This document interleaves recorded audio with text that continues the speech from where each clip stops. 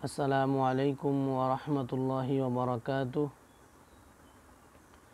নাহমাদুল্লাহাল আযীম ওয়া নুসাল্লি ওয়া নুসাল্লিম আলা নাবিয়্যিনা মুহাম্মদ ইবনে আবদুল্লাহি ওয়া আলা আলিহি ওয়া আসহাবিহি আজমাইন আম্মা বাদ। প্রিয় দর্শক, আমরা এখন আলোচনা করব সূরাতুল বাকারার ৬২তম আয়াত থেকে ৬৯তম আয়াত পর্যন্ত। এই আয়াতগুলোর শাব্দিক অনুবাদ, সরল অনুবাদ এবং সংক্ষিপ্ত তাফসির নিয়ে আমরা আলোচনা করব ইনশাআল্লাহ। আউযু বিল্লাহি মিনাশ শাইতানির রাজীম। বিসমিল্লাহির রহমানির রহিম। إن الذين آمنوا والذين هادوا والنصارى والصابئين من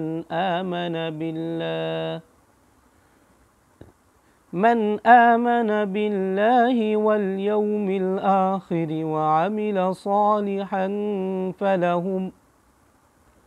فلهم أجرهم عند ربهم ولا خوف عليهم ولا هم يحزنون।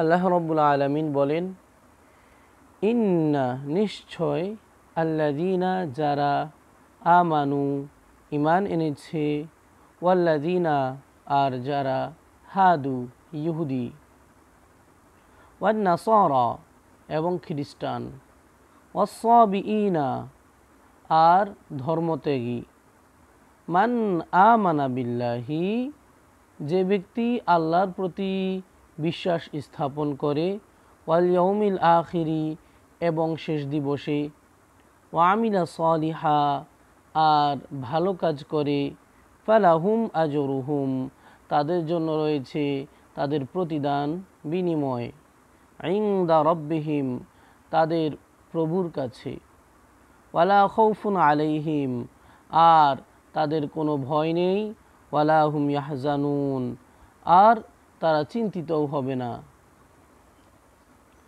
অত্র আয়াতে আল্লাহ রাব্বুল আলামিন যারা ঈমান এনেছে, ঈমানদার লোক, আল্লাহর প্রতি বিশ্বাস স্থাপন করেছে, পরকালে বিশ্বাস স্থাপন করেছে, অর্থাৎ যারা মুমিন, এরপরে হচ্ছে যারা ইহুদি এবং খ্রিস্টান আর যারা নিজ ধর্ম ত্যাগ করেছে, এ ধরনের লোক, এরা আল্লাহ বলেন যদি এরা আল্লাহর প্রতি এবং পরকালের প্রতি, শেষ দিবসের প্রতি তারা ঈমান আনে, বিশ্বাস স্থাপন করে, এরপরে তারা সৎ কাজ করে, তাহলে তারা তাদের প্রভুর কাছে তাদের কৃতকর্মের ফল, পুরস্কার তারা পাবে।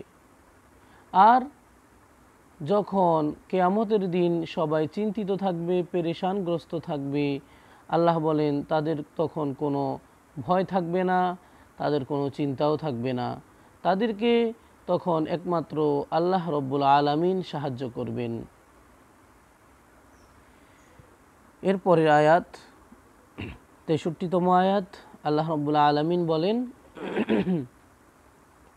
وَإِذْ أَخَذْنَا مِيثَاقَكُمْ وَرَفَعْنَا فَوْقَكُمُ الطُّورَ خُذُوا مَا آتَيْنَاكُمْ بِقُوَّةٍ وَاذْكُرُوا مَا فِيهِ لَعَلَّكُمْ تَتَّقُونَ।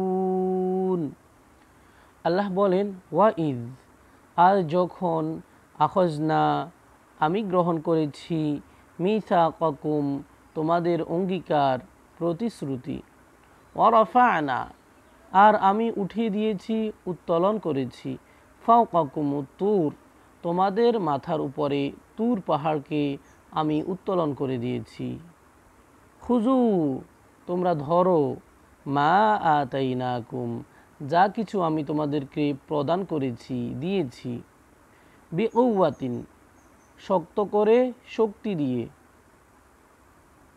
ওয়াজকুরু আর তোমরা স্মরণ করো মা ফিহি, যা কিছু তাতে রয়েছে, লাআল্লাকুম তাত্তাকুন, যাতে তোমরা আল্লাহ ভীরু হতে পারো।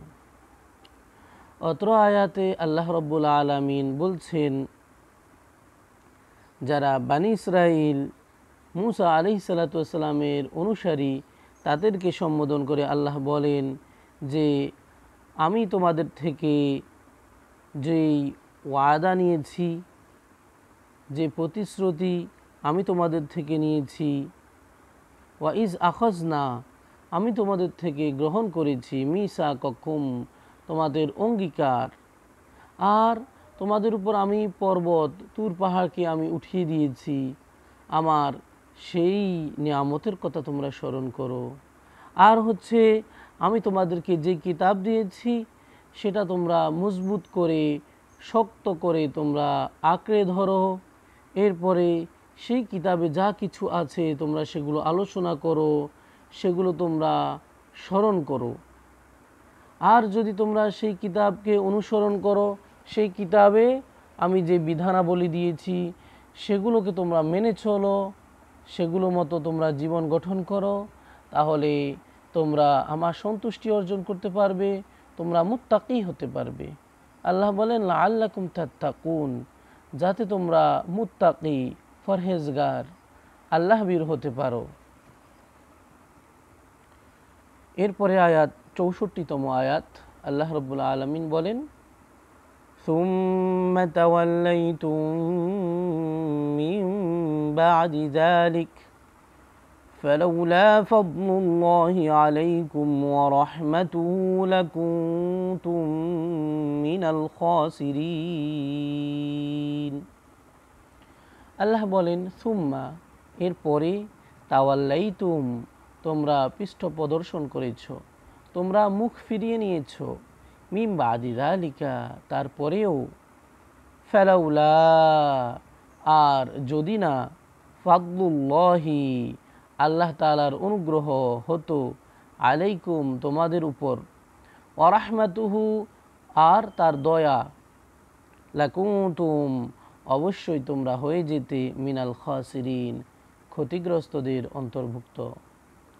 আল্লাহ রাব্বুল আলামিন বলেন, আমি তোমাদেরকে যে কিতাব দিয়েছি, কিতাবটা দেওয়ার পরে তোমরা কিতাব থেকে মুখ ফিরিয়ে নিয়েছ। এরপরে যদি তোমাদের উপর আমার অনুগ্রহ না থাকতো, আমার দয়া না থাকতো, আমার কৃপা না থাকতো তোমাদের উপরে, তাহলে তোমরা অবশ্যই ক্ষতিগ্রস্তদের অন্তর্ভুক্ত হয়ে যেতে, তোমাদের অনেক বিপদ হতো, তোমরা অনেক সমস্যার মুখোমুখি হয়ে যেতে। এরপরে আল্লাহ বলেন, ওয়ালাকাদ আলিমতুমুল্লাযীনা আ'তাদাউ মিনকুম ফিস-সাবতি ফাকুলনা লাহুম কুনু কিরাদাতান খাসিঈন। আল্লাহ বলেন, ওয়ালাকাদ আলিমতুম, অবশ্যই তোমরা জানো, তোমরা ভালো করেই জেনে থাকো, আল্লাযীনা, যারা, ই'তাদাউ, লঙ্ঘন করেছিল, মিনকুম, তোমাদের মধ্য থেকে, ফিস-সাবতি, শনিবারে, অর্থাৎ শনিবারের বিধানকে, ফাকুলনা, তখন আমি বলেছিলাম, লাহুম, তাদেরকে, কুনু, তোমরা হয়ে যাও, কিরাদাতান, বানরে, খাসিঈন, ঘৃণিত। আল্লাহ রাব্বুল আলামিন বানী ইসরাইলদেরকে সম্বোধন করে বলতেছেন যে তোমাদের সময়কার একটা ঘটনা, যেটা তোমরা খুব ভালো করেই জানো, তোমরা শুনেছ, তোমরা জেনেছ, যে তোমাদের মধ্য থেকে কিছু সংখ্যক লোক তারা শনিবারের দিবসের বিধানকে লঙ্ঘন করেছিলে। অর্থাৎ শনিবারের দিবসে আল্লাহ রাব্বুল আলামিন সেই লোকদেরকে, যারা আসহাবে সাবত, যারা দাউদ আলাইহিসসালাতু ওয়াসসালামের অনুসারী, তাদের জন্য শনিবারের দিবসে নদীতে, পানিতে মাছ শিকার করা নিষিদ্ধ ছিল। কারণ সেদিন আল্লাহর রাসূল এবং নবী হজরতে দাউদ আলাইহিসসালাতু ওয়াসসালাম তিনি জাবুর কিতাব পাঠ করতেন নদীর পাশে বসে, আর সমুদ্রের মাছগুলো তার কিতাব পাঠ করা শোনার জন্য, তেলাওয়াত শোনার জন্য নদীর কিনারায় ভিড় জমাতো।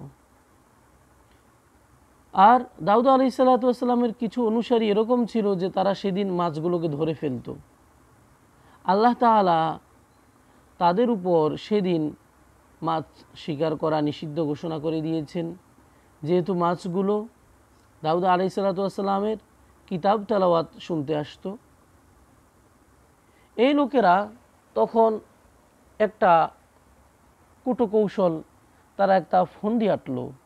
তারা কি করলো, যখন দাউদ আলাইহিসসালাম কিতাব পাঠ করতেন তখন তারা মাছগুলোকে আটকে রাখতেন, অর্থাৎ তার বাঁধ দিয়ে রাখতেন, জাল দিয়ে ঘেরাও করে রাখত, কিন্তু সেদিন তারা ধরতো না।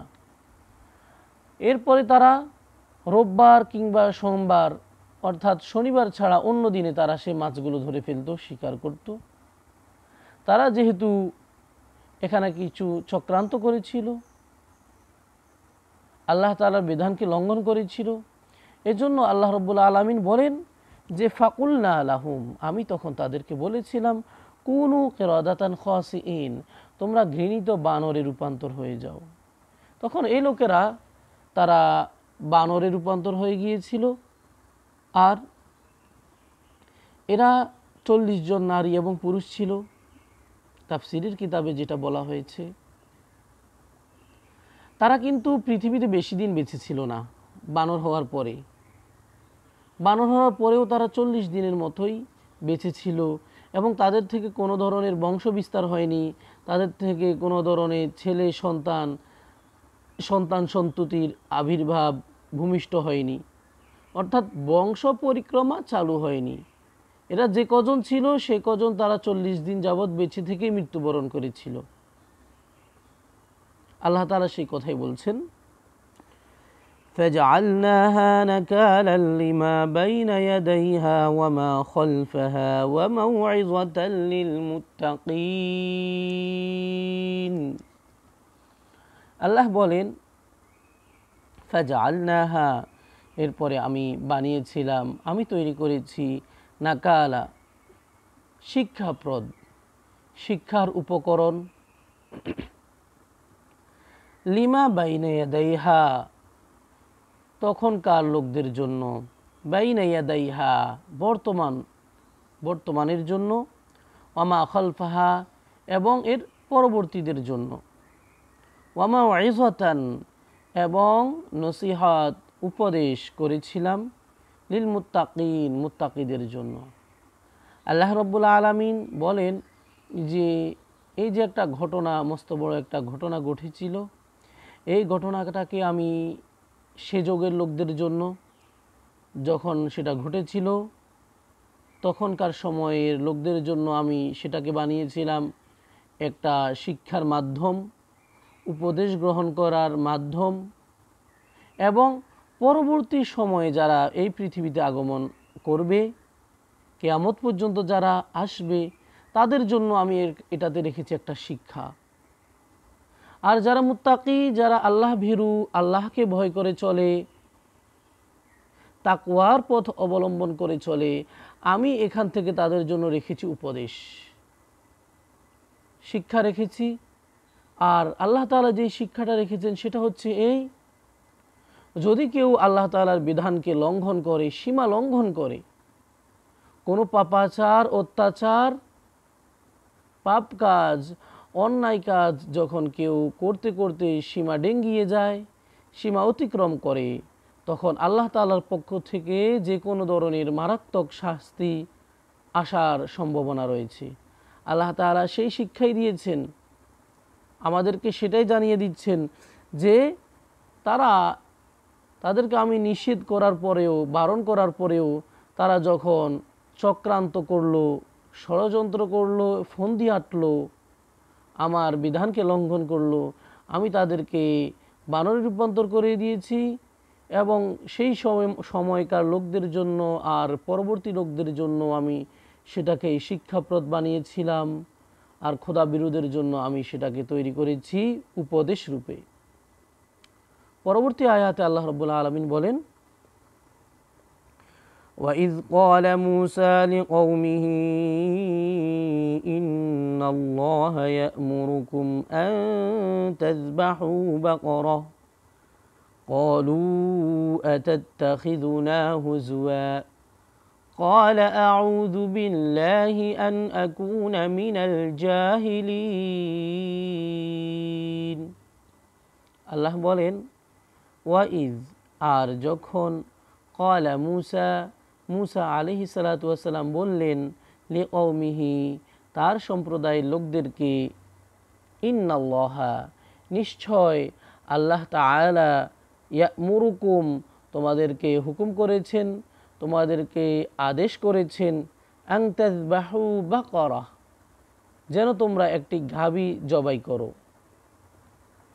ক্বালু, তখন তারা বলে উঠল, আতাত্তাখিযুনা, তুমি কি আমাদেরকে গ্রহণ করেছো, বানিয়ে নিয়েছো, হুজুয়া, উপহাসের বস্তু, ঠাট্টা করার বস্তু। ক্বালা, তখন মূসা আলাইহিস সালাতু ওয়াস সালাম বললেন, আউযু বিল্লাহ, আমি আল্লাহর কাছে আশ্রয় প্রার্থনা করছি, আন আকুনা, যে আমি হব, মিনাল জাহিলিন, জাহিলদের অন্তর্ভুক্ত। অর্থাৎ আমি আল্লাহ তাআলার কাছে জাহিলদের অন্তর্ভুক্ত হওয়া থেকে আশ্রয় প্রার্থনা করছি। অত্র আয়াতে আল্লাহ রাব্বুল আলামিন বলেছেন, একটা ঘটনার কথা বর্ণনা করছেন, যে তোমরা সেই সময়ের কথা, সেই ঘটনার কথা স্মরণ করো, যখন নবী মূসা আলাইহিস সালাতু ওয়াস সালাম, তিনি তার এলাকার লোকদেরকে বলেছিলেন যে নিশ্চয় আল্লাহ তাআলা তোমাদেরকে একটা গাভী জবাই করার জন্য হুকুম করেছেন, আদেশ দিয়েছেন। আর ক্বালু আতাত্তাখিযুনা হুজুয়া, তখন তারা মূসা আলাইহিস সালাতু ওয়াস সালামকে বললেন যে আপনি কি আমাদের সাথে ঠাট্টা বিদ্রূপ করছেন, মজাক করছেন?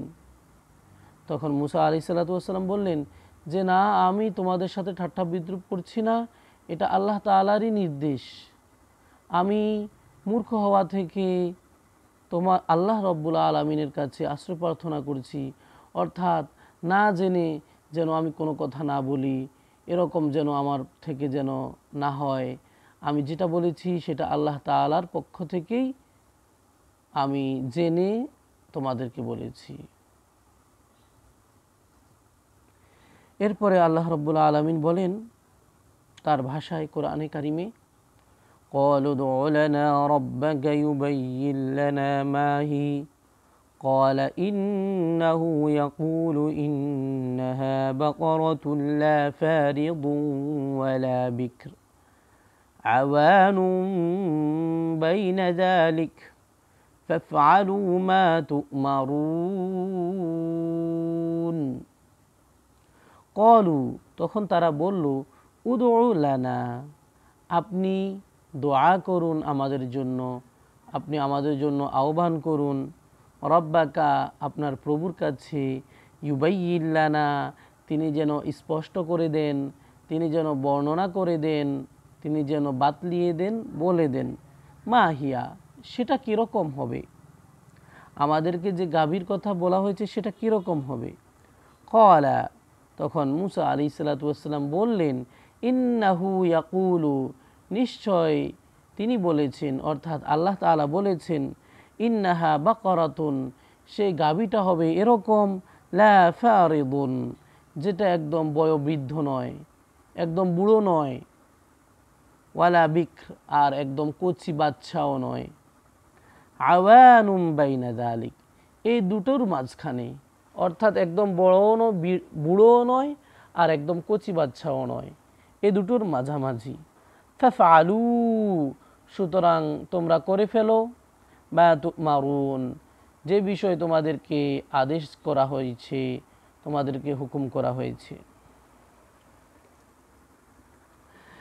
আল্লাহ রাব্বুল আলামিন বলেন, যখন মূসা আলাইহিস সালাতু ওয়াস সালাম তার এলাকার লোকদেরকে, সম্প্রদায়কে বলেছিল যে তোমাদেরকে আল্লাহ তাআলা একটা গাভী জবাইয়ের নির্দেশ দিয়েছেন, তখন তারা বলল যে আপনি আপনার প্রভুর কাছে দোয়া করুন, আপনার প্রভুর থেকে আপনি জেনে নিন আমরা যে গাভীটা জবাই দেব সেই গাভীটা কীরকম হবে, গাভীটার গঠন প্রক্রিয়া এগুলো আমাদেরকে আপনি আপনার প্রভু থেকে জেনে আমাদেরকে বলে দেন যে আমরা কীরকম গাভী জবাই করব, সে গাভীটা কীরকম হবে। তখন মুসা আলাইহিস সালাম আল্লাহ রাব্বুল আলামিন থেকে জেনে তারপরে তাদেরকে বলেছেন যে আল্লাহ তাআলা বলেছেন সেই গাভীটা হবে এরকম, তার বয়স হচ্ছে সেটা একদম বয়োবৃদ্ধ হবে না, একদম বুড়ো হবে না, যার কারণে তার শারীরিক দুর্বলতা তাকে পেয়েছে এরকম যেন না হয়, ওয়ালা বিক্র এবং একদম কচি বাচ্চাও যেন না হয়। আওয়ানুম বাইনা যালিক অর্থাৎ এই দুটোর মাঝামাঝি সময়ে, অর্থাৎ যেটা একদম তার পূর্ণ বয়সে উপনীত হয়েছে এরকম একটা গাভী। ফাফআলু মা তুমারুন, মুসা আলাইহিস সালাম বললেন তোমাদেরকে আল্লাহ রাব্বুল আলামিন যে হুকুম করেছেন তোমরা সে কাজটা করে ফেলো, এরকম একটা গাভী তোমরা ব্যবস্থা করে ফেলো যেটা একদম বুড়োও নয় একদম ছোট বাচ্চাও নয়, এই দুটোর মাঝামাঝি বয়স্ক মধ্যম বয়সের একটা গাভীর ব্যবস্থা করে তোমরা সেই কাজটা সম্পাদন করে ফেলো।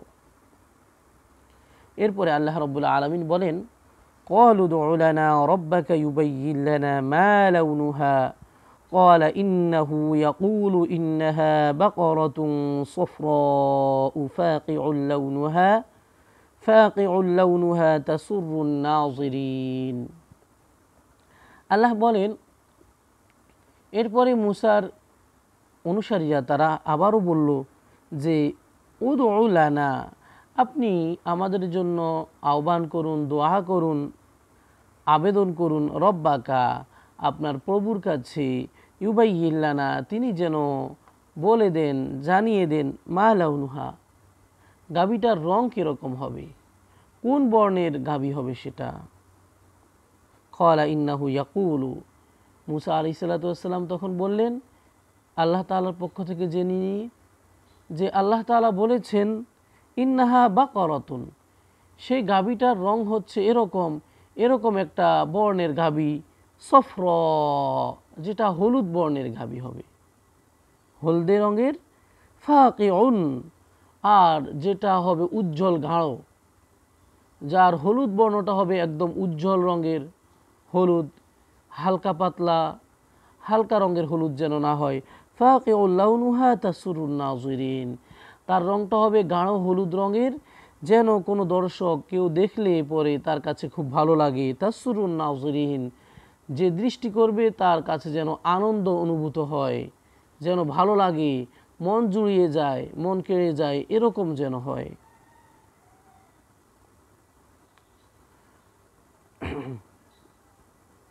অত্র আয়াতে আল্লাহ রাব্বুল আলামিন বলেন যে মুসা আলাইহিস সালামের অনুসারীরা মুসা আলাইহিস সালামকে আবারও প্রশ্ন করলো, আবারও জিজ্ঞেস করলো যে আপনি আপনার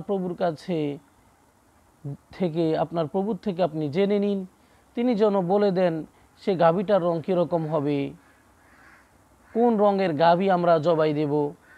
তখন মুসা আলাইহিস সালাম আল্লাহ তাআলার থেকে জেনে নিয়ে তাদেরকে বললেন যে সেই গাভীটা হবে হলুদ রঙের গাভী, আর সেটার হলুদ রঙটা হবে গাঢ় উজ্জ্বল রং, যেন কোনো মানুষ যখন সেটাকে দেখে তাদের কাছে যেন ভালো লাগে, এরকম একটা রঙের গাভীর ব্যবস্থা তোমরা করে নেবে।